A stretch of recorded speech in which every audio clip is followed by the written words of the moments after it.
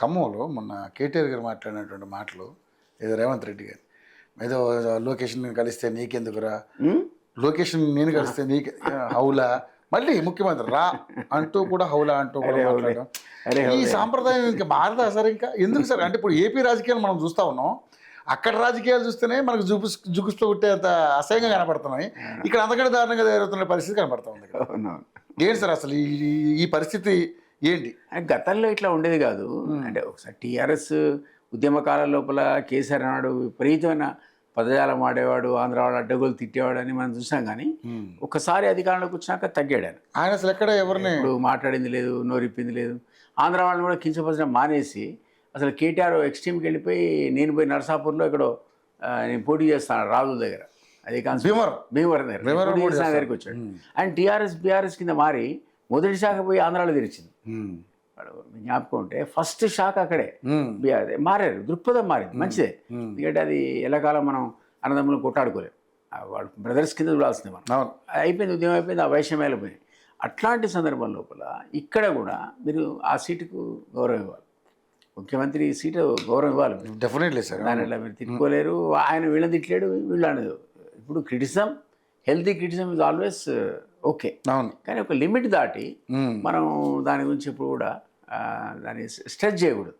ఈయన పాపం కేటీఆర్ కానీ ఒక్కో సందర్భంలో సీఎం కానీ ఏ భాషతో అయితే ఈరోజు ఆయన ముఖ్యమంత్రి అయ్యాడో ఇప్పుడు ఆ భాష ఆయనకు డ్యామేజ్ చేస్తుంది సీఎం.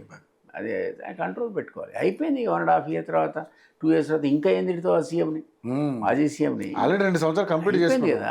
నీ గొడవ ఏంటో నువ్వు చూసుకోవాలి, ఆయన సంగతి ఎందుకు? అసలు నీ దగ్గర నీ ముందు బోర్డు సవాళ్ళు ఉన్నాయి, ఆ సవాళ్ళను పూర్తి చేసుకోవాలి, ఆ సమస్యలు ఏదో తెలుసుకోవాలి, సైలెన్స్ మెయింటైన్ చేస్తే ఇంకా ఆయన వాల్యూ పెరుగుతుంది. అది ఎవరో చెప్పేవాళ్ళు సరిగ్గా చెప్పట్లేదు. కేటీఆర్ కూడా అంత అరగన్స్ పనికిరాదు. నిజంగా ఈరోజు బీఆర్ఎస్ అధికారం కోల్పోవడానికి మెయిన్ రీజన్ కేటీఆర్, ఆయన అహంకారం. ఆ అహంకారంతో ఒక 10 సీట్లనే పోయింటాయి. తేడా ఎంత వచ్చింది? 5-10 కదా. 5-10 కనుక ఆయన అహంకారం లేకుండా మామూలుగా ఉండుంటే బీఆర్ఎస్ థర్డ్ టైం అధికారంలోకి వచ్చేది. మనం చూసాం కదా.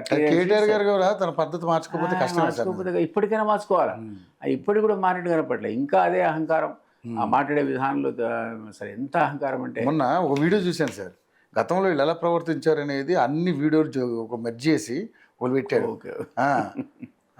అంటే దళితులను ఏ విధంగా చూస్తున్నారు, తర్వాత అణగారిన వర్గాలను ఏ విధంగా చూశారనే దాని మీద. అంటే వీళ్ళు అహంకారపూరితంగా వ్యవహరించడం బట్టే పరిస్థితులు ఇక్కడికి వచ్చినాయి. ఇంకా తెలుసుకోకపోతే కష్టం.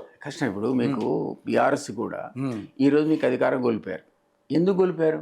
ఒక అనాలిసిస్ ఉండాలి, ఆ కారణాల మీద విశ్లేషణ చేయాలి, ఆ కారణాలను ఫైట్ చేయాలి. నేను అన్నట్టు నీ అహంకారమే కారణమైతే అహంకారం వదులుకోవాలి. డెఫినెట్లీ నీ భాష కారణమైతే భాష మార్చుకోవాలి. ఆ అనాలిసిస్ లేకపోతే నువ్వు మళ్ళీ ఎట్లా వస్తావు అంటే పబ్లిక్లోకి. సో నేను అంటున్నాను, నీ అహంకారం కారణం, నువ్వు అనాలిసిస్ లేకపోవడం కారణం, కొన్ని వర్గాలు నువ్వు నెగ్లెక్ట్ చేయడం కారణం. అది నిరుద్యోగులే కావచ్చు. నిరుద్యోగులు నెగ్లెక్ట్ చేసావు కదా, వాళ్ళకి వృత్తి ఇస్తాను ఇంకేదన్నా, అది ఒక కారణం. నిరుద్యోగులంతా దేశం మీద పడి వాళ్ళ సొంత ఖర్చుతో వీళ్ళని ఎవడగట్టండి కాంగ్రెస్ అధికారులు తిరిగారు. అది ఎందుకు అనలైజ్ చేయాలి కదా. చేసి లేదు ఇప్పుడు మాతో తప్పైంది, మేము చేస్తాం ఇవి చెప్తే కొంత యాక్సెప్టెన్స్ వస్తుంది పబ్లిక్లో. అది జరగట్లేదు. రేవంత్ చేయట్లేదు, ఇటు కేటీఆర్ చేయట్లేదు. రోజు ఆయన తిట్ట, ఆయన తిట్ట. అసలు మనకే మీరు అన్నట్టు విసిగిపోయాం మనం వినడానికి. అది కరెక్ట్ కాదు. ఓకే.